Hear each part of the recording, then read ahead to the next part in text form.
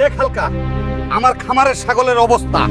কোন শয়তানে ডেইলি আমার ছাগল চুরি করে সাথে নষ্ট করে, তোরে কিন্তু সর ধরতে হবে। নূর দাদু, আপনি এইটা কি বলছো?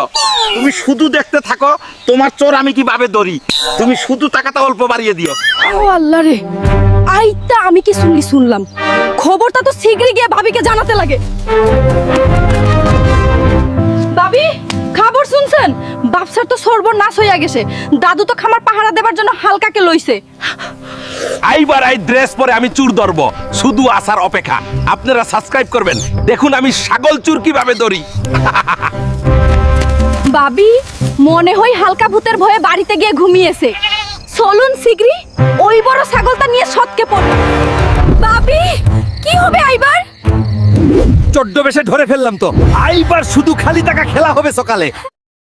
দাদু, আই নাও তোমার ছাগল চোর, এখন আমার টাকা দেও। টাকা? কিসের টাকা? আরে এই দুইটা তো আমার শালিকা।